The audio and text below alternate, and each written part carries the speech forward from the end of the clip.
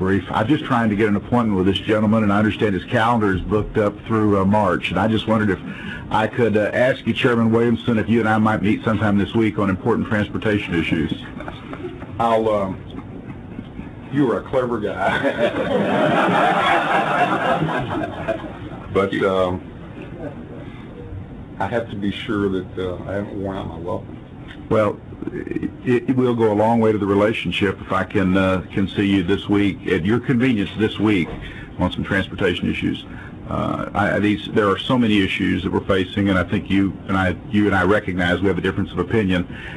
We might find we have more in common on these issues than we realize, but we really can't achieve any of that unless we meet.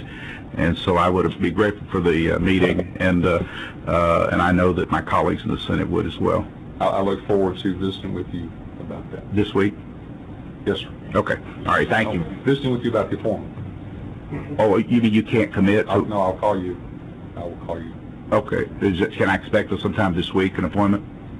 I will call you when I'm...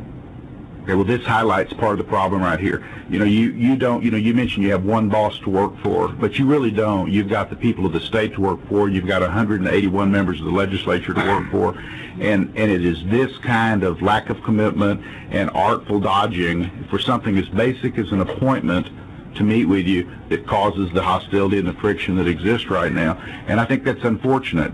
It is tragic that we've come to a day in Texas politics, at least as it exists toward transportation policy, that any disagreement with your views, or I presume the views of the commission, would result in your unwillingness to even meet with the chair. I would be equally offended if you were unwilling to meet with Chairman Crucy, but the fact that you would sit there and be so arrogant that you would not even commit to a meeting date when I'm telling you that over the next several days I'll be available at any time that will work for you, it's very troubling. And I'll tell you, it certainly doesn't build the kind of relationship that I think any of us want to see.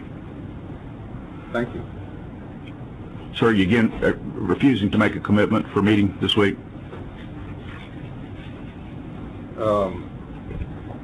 Frankly, Senator, I'm speechless at this point. Yeah. Okay. Thank you, Chairman Crucy. Mr.